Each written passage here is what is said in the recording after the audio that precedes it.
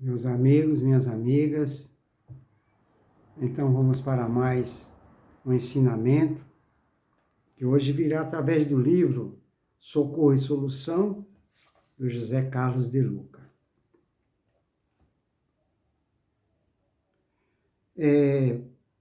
Aqui tem umas palavras de Joana de Ângeles, que é a protetora de Divaldo Pereira Franco. Ela nos diz: ninguém renasce no mundo físico para sofrer, senão para reeducar-se, para recuperar-se dos delitos infelizes, para crescer na direção de Deus. Tá vendo, pessoal? Isso aqui, só essas palavras aqui de Joana de Ângeles já seria o suficiente para a gente encerrar. Com essas poucas palavras que estão sintetizadas sobre a verdadeira finalidade de nossa existência aqui na Terra.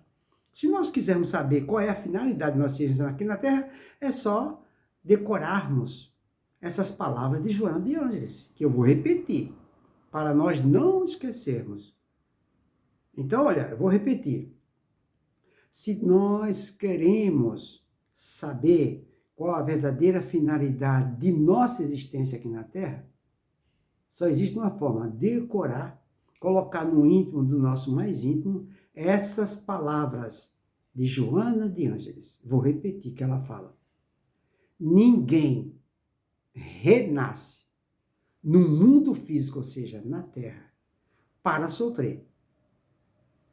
E é verdade, porque se as pessoas nascessem nessa Terra para sofrer, então Deus não existe. Que pai é esse que manda a pessoa para um lugar para ele sofrer? Isso não existe.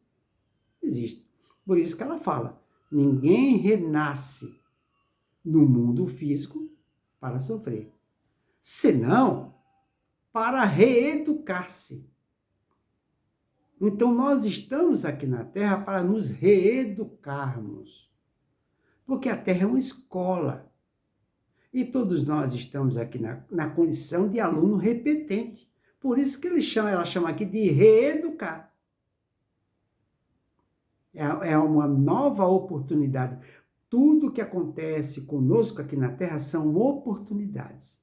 Até os sofrimentos e as lágrimas, as vicissitudes da vida são oportunidades. É que a gente chama, a gente coloca uma palavra contrária, a gente fala que é espinho, que é vicissitude, que é sofrimento, que é dor, que é as pedras do caminho, mas não é. São oportunidades, porque foi a forma que nós escolhemos para aprender.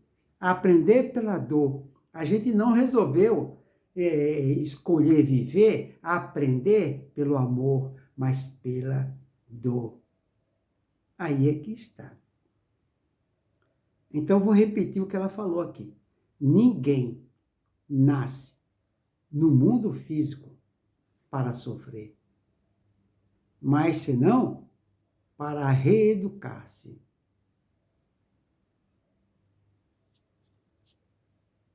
Mas para reeducar-se, para recuperar-se dos delitos infelizes, tá vendo? Para crescer na direção de Deus. Então Deus nos manda aqui para a Terra, mesmo para aqueles que cometeram crimes hediondos, Deus manda ele para a escola, para ele recapitular nas matérias em que ele foi reprovado. Então, todas as dificuldades e vicissitudes da vida são oportunidades que Deus nos concede para que nós possamos nos superarmos, porque o maior inimigo que nós temos na Terra somos nós mesmos, nossas atitudes, ação e pensamento. Então nós estamos aqui na Terra para nos vencermos através da educação, da instrução, através da nossa sublimação de sentimentos, através da nossa transformação moral, educando os nossos impulsos, nossas tendências, nossas más inclinações. Aí, dito isto, vamos agora para a explicação que o autor do livro nos dá, José Carlos de Luca. Ele começa nos dizendo: nossa vinda ao planeta Terra é feita com base numa programação para o êxito, para a nossa vitória. Certo? Não foi para a derrota, foi para a vitória. Ainda que o sofrimento seja uma realidade que não se pode negar e atinja a todos nós. A finalidade da vida não é sofrer. As situações dolorosas que todos experimentam não se constituem em finalidade da existência.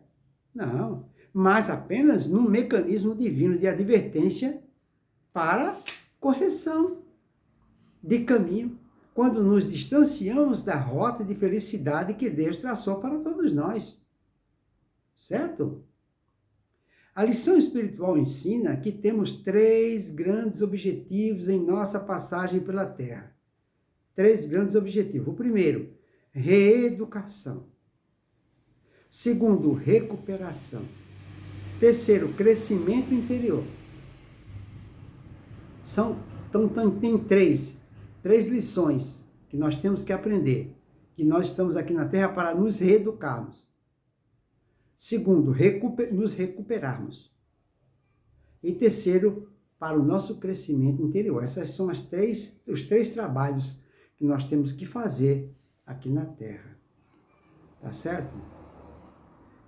Invertendo um pouco a ordem acima exposta, poderíamos rapidamente resumir dizendo que nascemos para nos recuperar dos erros cometidos em existências passadas. Primeira finalidade. Segunda, essa recuperação se fará pela reeducação dos nossos sentimentos. C. E a realização das etapas anteriores automaticamente nos fará crescer na direção de Deus. Os problemas que hoje nos cercam estão localizados nas áreas em que precisamos realizar o processo a que acima nos referimos. Recuperação, mais reeducação, mais crescimento. Vamos exemplificar. Imaginemos que temos problemas de relacionamento com um filho. Sentimos que ele tem uma inexplicável aversão por nós, que ele não gosta de nossa presença, irrita-se conosco facilmente, gosta de nos contrariar e não faz questão alguma de ser agradável conosco. Não existe milhões de casos assim, de difícil relacionamento com os filhos? Os filhos não se sentem bem com nossa presença, faz de tudo para nos irritar. Aí ele continua, não encontrando nenhuma causa nesta existência que possa justificar isso, né? É quase certo que a causa esteja numa outra existência. Está mais que evidente. Ora, se nós temos um filho e esse filho passa a vida inteira nos aborrecendo, é porque, sendo que nessa existência eu não fiz nada que pudesse justificar esse comportamento dele, então a causa está numa existência anterior. Ele fala, numa outra experiência que tivemos com ele, na qual provavelmente o prejudicamos de alguma forma. Agora ele está revidando, né? Imaginemos também que, terminada aquela experiência, ficaram ainda marcas dolorosas no espírito dele. Marcas que causamos com atitudes egoístas e orgulhosas de nossa parte, né? No mundo espiritual, onde nos encontramos depois da morte, ele está infeliz porque tem mágoas nossas.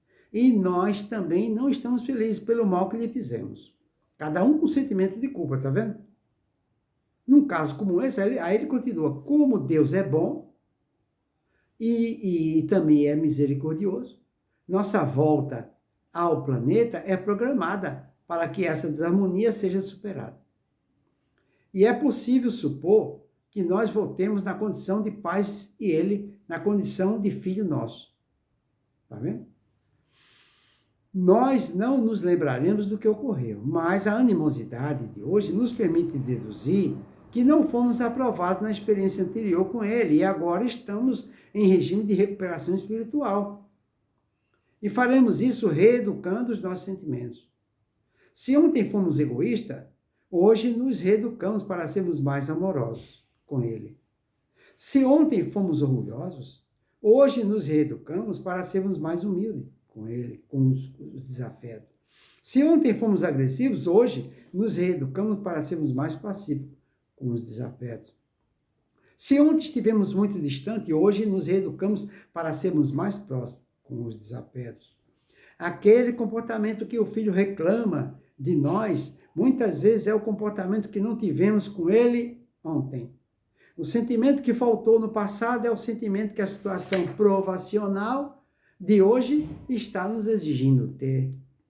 E assim agindo, isto é, reeducando-nos, estaremos crescendo na direção de Deus. O que significa, em última análise? Crescer na direção do amor que nos faz felizes. Quantas vezes o problema é o próprio socorro de Deus, que Deus nos dá para nos livrarmos de um mal maior? Porque muitas vezes o socorro de Deus, o amor de Deus, vem até nós à custa de muitas lágrimas, né? Aí é que tá.